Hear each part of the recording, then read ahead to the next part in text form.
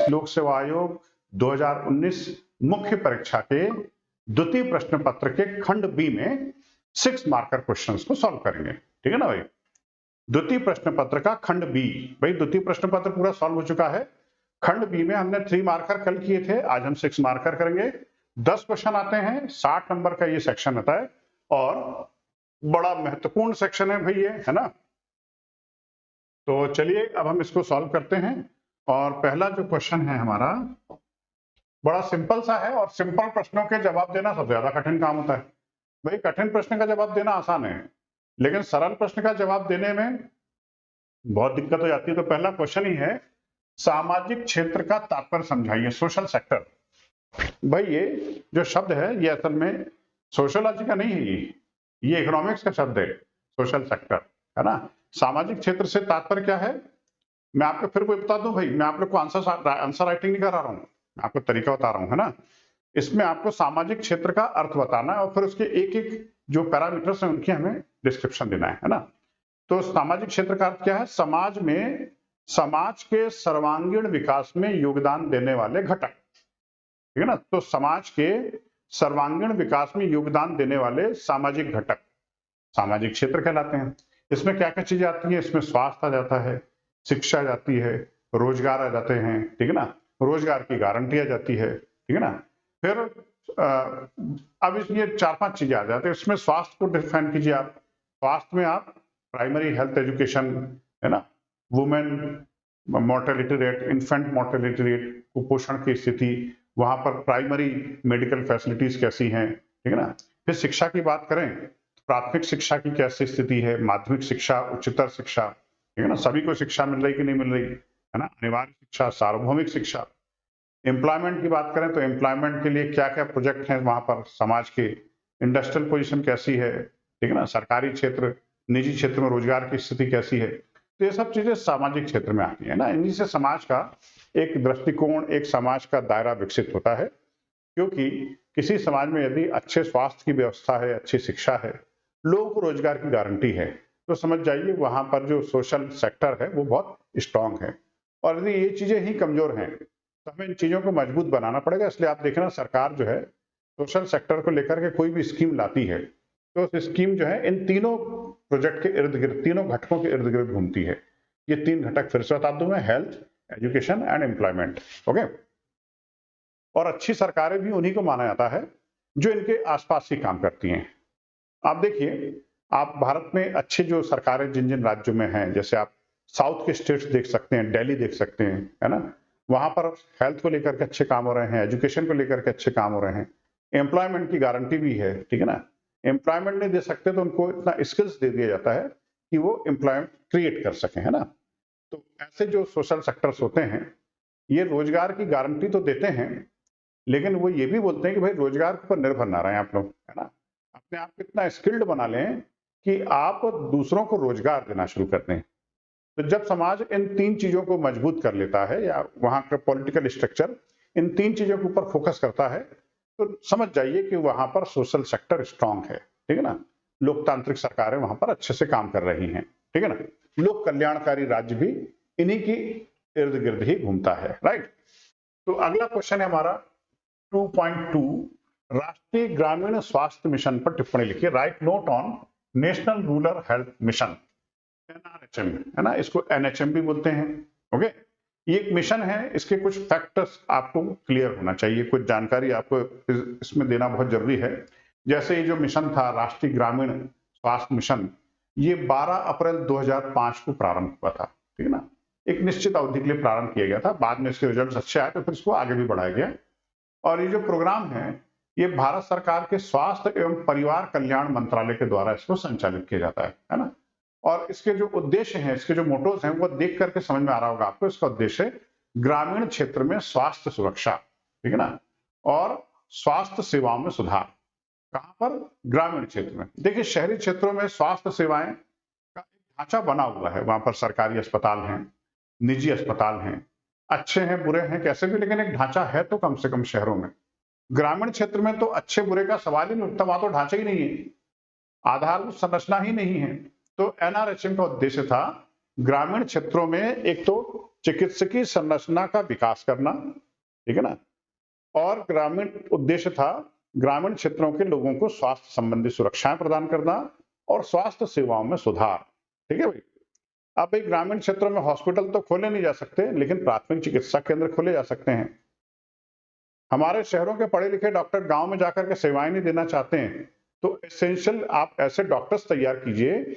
NRHM ने एक बार भारत सरकार को एक प्रस्ताव भेजा था कि अगर डॉक्टर गांव में नहीं जा सकते हैं तो हम ऐसे डॉक्टर तैयार करें जो 2-4 साल की पढ़ाई करने के बाद उनको एसेंशियल दवाइयां देने की प्रैक्टिस हो जाए और प्राथमिक चिकित्सा लोगों की कर सकें। ठीक है ना, मतलब कुल मिलाकर के झोला छाप डॉक्टरों का इंस्टीट्यूशनलाइजेशन किया जाए, तो जो है ये डॉक्टर्स भी ग्रामीण क्षेत्र में अच्छी सेवाएं दे सकते हैं। आंगनबाड़ी का विस्तार किया जाए गांव में, ठीक है ना।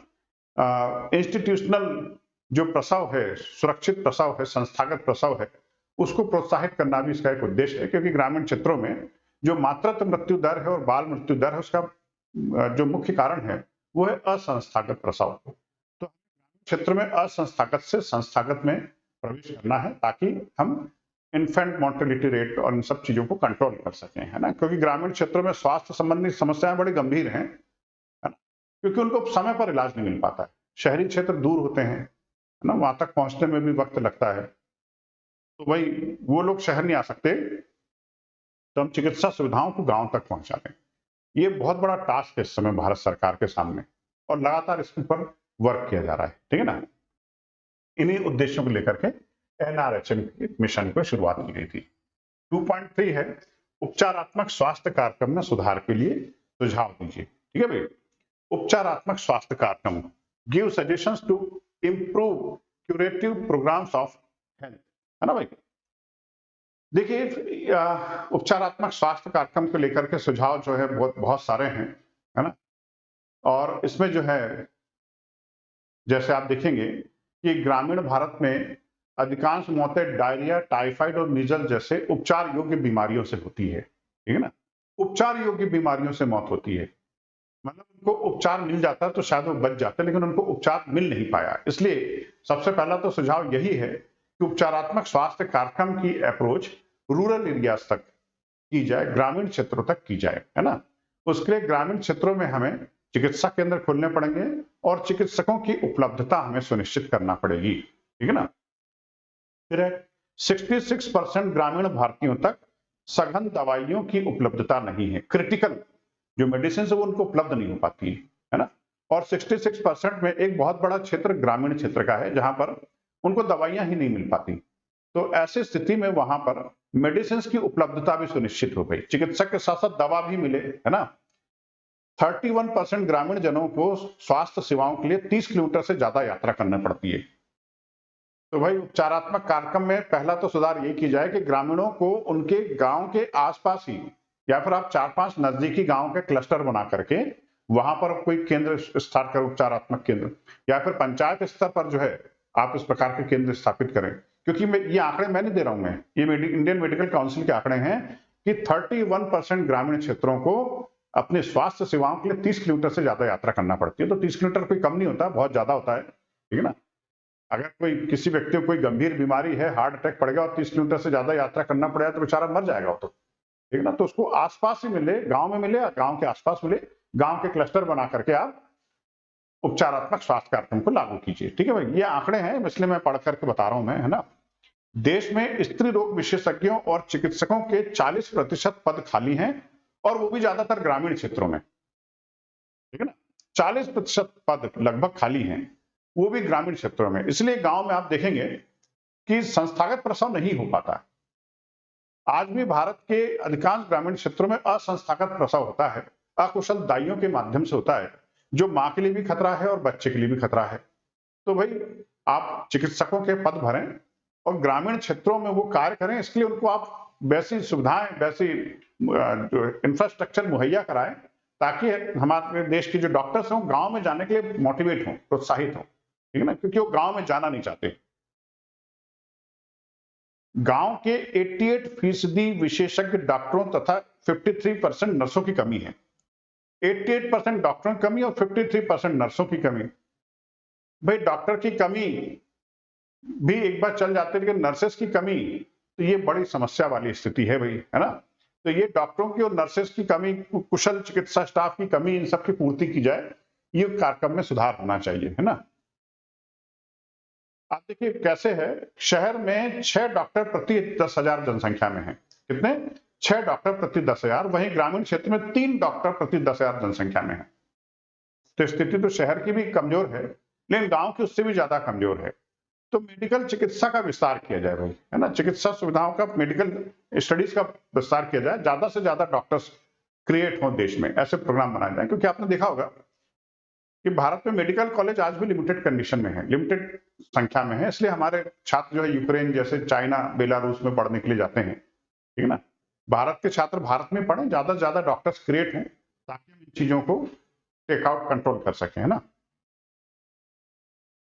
केंद्रीय स्वास्थ्य मंत्रालय के आंकड़ों के अनुसार देश के ग्रामीण इलाकों में मौजूद स्वास्थ्य केंद्रों के लिए लगभग 16,000 डॉक्टर और 12,000 विशेषज्ञों की कमी है ना भाई।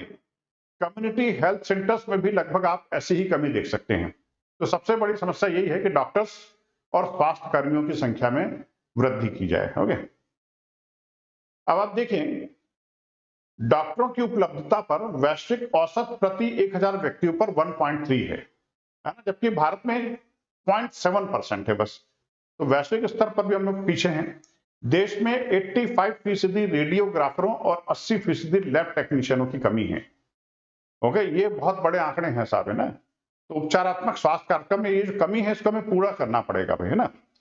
8% प्राथमिक स्वास्थ्य केंद्रों पर डॉक्टर और मेडिकल स्टाफ नहीं है, 8% है ना, 8%। साथ ही 39% प्राइमरी हेल्थ सेंटर्स में टेक्नीशियन नहीं है, लैब टेक्नीशियन नहीं है, फार्मासिस्ट नहीं है। ओके, तो ये बहुत बड़ी समस्या है साहब, ये इसको जो है दूर करना बहुत आवश्यक है ना। मतलब डॉक्टर्स, मेडिकल स्टाफ की उपलब्धता, नर्सेस की उपलब्धता ग्रामीण क्षेत्रों के लिए भी कम है और शहरी क्षेत्रों में भी कम है। तो ये सुधार किए जाएं, मेडिकल एजुकेशन का विस्तार किया जाए और नए नए किस्म के मेडिकल कोर्सेज भी लॉन्च किए जाएं, ठीक है ना।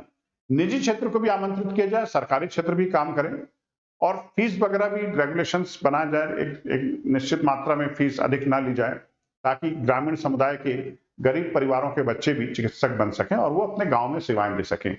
हमारे देश के डॉक्टर्स गांव में जाकर के सेवाएं दें, ऐसा उनको मोटिवेशनल फैक्टर्स देना बहुत जरूरी है, ठीक है ना। तो मतलब देखिए ये ऐसे क्वेश्चंस हैं कि इनको पढ़ने के लिए, इनको लिखने के लिए आपको जरूरी नहीं बायोलॉजी का ज्ञान हो। ये सामान्य सी बातें हैं भाई, है ना, और सामान्य बातों को ही सामान्य ज्ञान कहते हैं।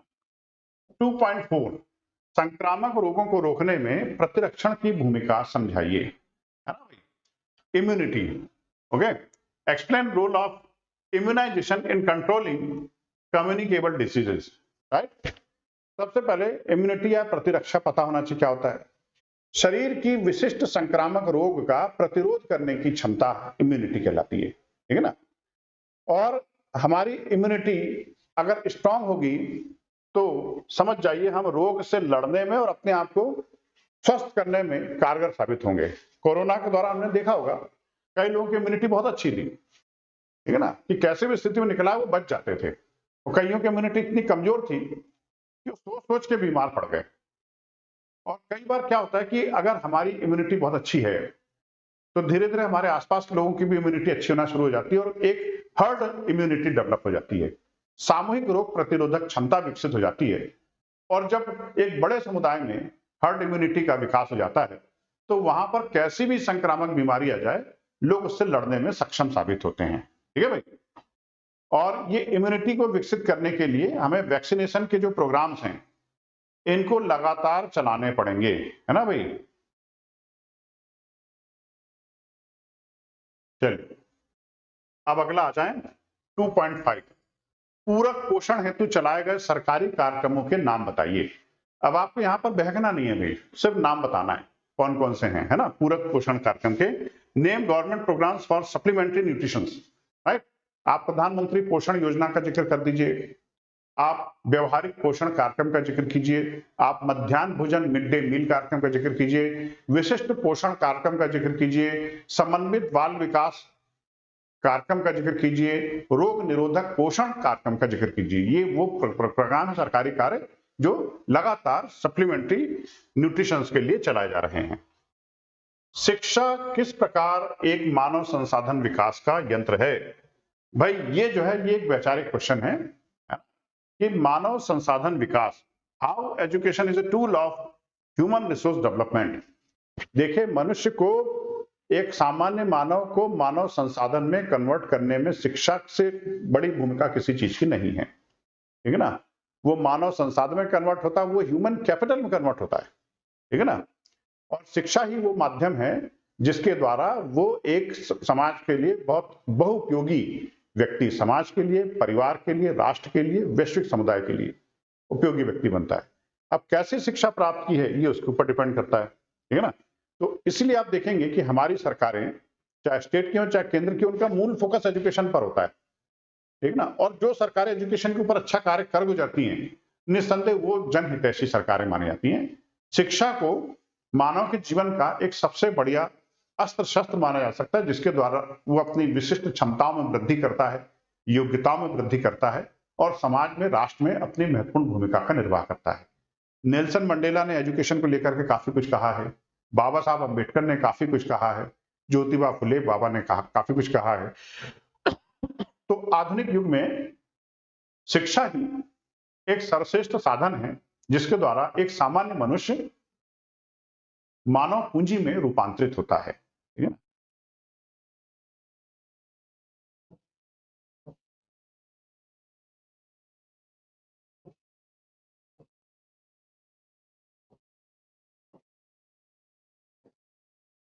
उच्च शिक्षा की गुणवत्ता सुधार के लिए क्या क्या उपाय सुझाए जा सकते हैं, है ना। देखिए, higher education, what steps should be suggested for improvement of quality of higher education. देखिए, हमारी जो हायर एजुकेशन है, ये मनुष्य को रोजगार प्रदान करने में बड़ी महत्वपूर्ण भूमिका निभाती है। और अच्छी क्वालिटी के हायर एजुकेशन स्टेब्लिश किए जाएं तो नो डाउट उस समाज का स्वरूप एकदम से बदल जाएगा, ठीक है ना। इसलिए आप देखेंगे आईआईटी, आईआईएम की जो अहमियत है इस देश में बहुत ज्यादा है, क्योंकि वहां पर हाई क्वालिटी की एजुकेशन दी जाती है। लेकिन वहां पर एक चयनित वर्ग ही पहुंच पाता है, समाज के 2 या 3% बच्चे ही आईआईटी, आईआईएम से शिक्षा प्राप्त कर पाते हैं।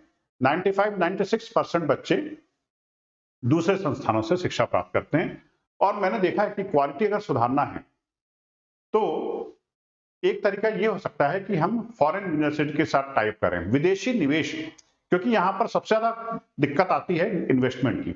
रिसर्च के ऊपर इन्वेस्ट करने के लिए पैसा नहीं होता इन संस्थानों के पास। यदि हम फॉरेन यूनिवर्सिटीज के साथ टाई अप करते हैं, विदेशी निवेश इसमें बढ़ाते हैं, तो रिसर्च के ऊपर ज्यादा से ज्यादा पैसा खर्च होगा। भारत में हायर एजुकेशन को लेकर के सबसे बड़ा ड्रॉबैक यही है कि चीन, अमेरिका, जापान, यूरोप के देश रिसर्च के ऊपर बहुत पैसा खर्च करते हैं। हमारे यूनिवर्सिटीज रिसर्च पर, मौलिक रिसर्च पर कम पैसा खर्च करती है, क्योंकि उनके पास पैसा होता नहीं है। तो सबसे पहली आवश्यकता उसमें निवेशमेंट, उसमें अगर बढ़ा दिया जाए तो भाई एक विदेशी संस्थान जब भारत के किसी संस्थान में निवेश करता है तो उससे धन का ही निवेश नहीं करता, वो टेक्नोलॉजी का भी इन्वेस्टमेंट करता है, ठीक है ना। अच्छी हाई क्वालिटी के एजुकेटर्स का भी इन्वेस्टमेंट करता है, अच्छी रिसर्च का भी इन्वेस्टमेंट करता है, ठीक है ना। फिर उनको संस्थान के विद्यार्थियों को इंटरनेशनल एक्सपोजर मिलता है, वो भी इन्वेस्टमेंट है एक तरीके से। तो निवेश एक बहुत अच्छा माध्यम है एजुकेशन को इंप्रूव करने का। और सबसे बड़ी बात, हम हायर एजुकेशन में विद्यार्थियों को नौकरी के लिए तैयार ना करें, ठीक है ना, जॉब्स के लिए तैयार ना करें, उनको जॉब देने वालों के रूप में तैयार करें। मतलब हम स्किल डेवलपमेंट के ऊपर फोकस करें, ठीक है ना।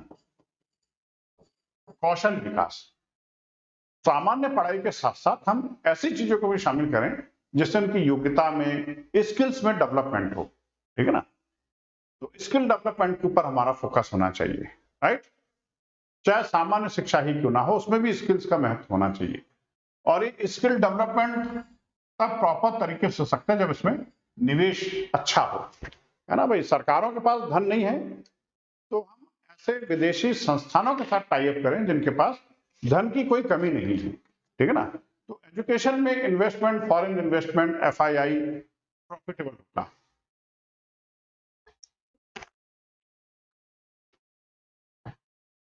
ठीक है। भारत में कामकाजी महिलाओं की समस्याएं इंगित कीजिए। Indicate the problems of working women in India. देखिए, भारत में कामकाजी महिलाओं के साथ सबसे बड़ी समस्या यही है कि उनको दोहरी भूमिका का सामना करना पड़ता है ना। पुरुष प्रधान समाज में उनको अपनी नौकरी संबंधी प्रेशर तो रहता ही उनके पास, कामकाजी महिलाओं के पास ऑफिस संबंधी उनका घर का भी प्रेशर रहता है। उनको घर के भी वही सामान्य कार्य करना पड़ते हैं जो एक सामान्य गृहिणी करती है। कामकाजी महिला को भी घर भी संभालना है और ऑफिस भी संभालना है। वो दो मोर्चे पर डटी होती है और एक मोर्चा भी खराब हो जाए तो उसके जीवन में उथल पुथल मच जाती है, सामाजिक पारिवारिक तनाव उसके जीवन में आ जाता है। तो उसको दोनों मोर्चे पर डटे रहना पड़ता है। ये सबसे बड़ी समस्या है कामकाजी महिलाओं की। ये तो पारिवारिक समस्या है कि उसको अपने बच्चे पालना है, घर भी बनाना है, घर भी चलाना है, खाना भी बनाना है, नौकरी भी करना है। एक सामान्य सी समस्या जो हमने खुद अपनी आंखों से देखी है, हमने, है ना। फिर जो है कामकाजी महिलाओं के साथ एक बड़ी समस्या यह है कि जिस कार्यालय में कार्य कर रही है उस कार्यालय का एटमॉस्फेयर कैसा है, उस कार्यालय की परिस्थितियां कैसी है, उस कार्यालय का माहौल कैसा है। इन्हीं सबसे निपटने के लिए विशाखा गाइडलाइन जैसे गाइडलाइन निर्मित की गई है, ठीक है ना।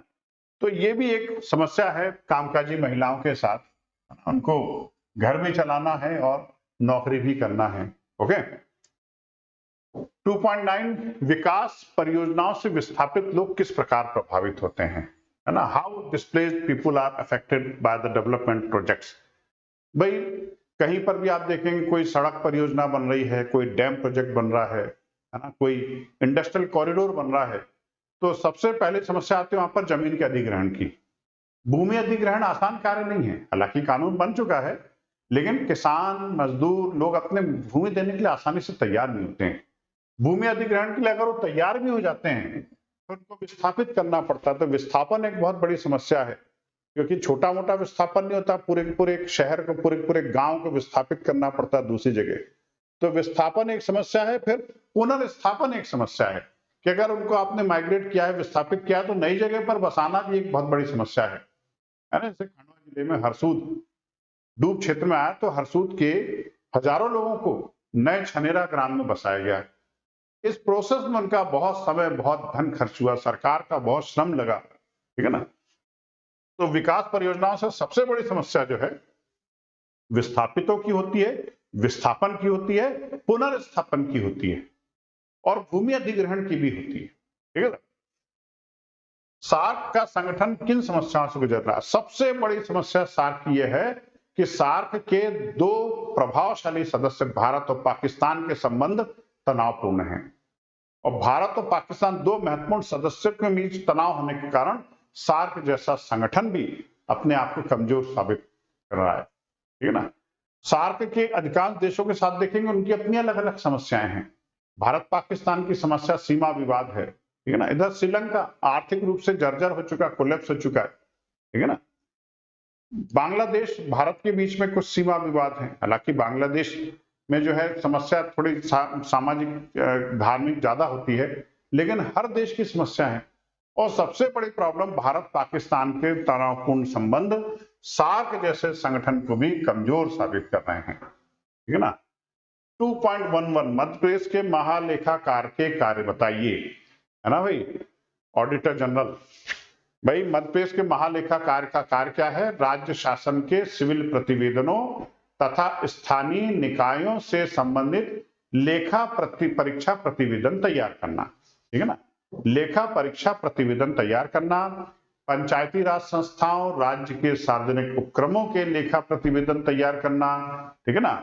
फिर वित्त एवं विनियोग लेखों का प्रमाणीकरण करना, लेखा परीक्षा प्रतिवेदनों पर टिप्पणी करना, राज्य शासन के सिविल प्रतिवेदनों तथा स्थानीय निकायों से संबंधित लेखा परीक्षा प्रतिवेदन तैयार करना, ठीक है ना। ये सब कार्य मध्य प्रदेश के जो है ऑडिटर जनरल के द्वारा किए जाते हैं, ठीक है साहब। फिर अगला है 2.12 विश्व बैंक की संरचना समझाइए।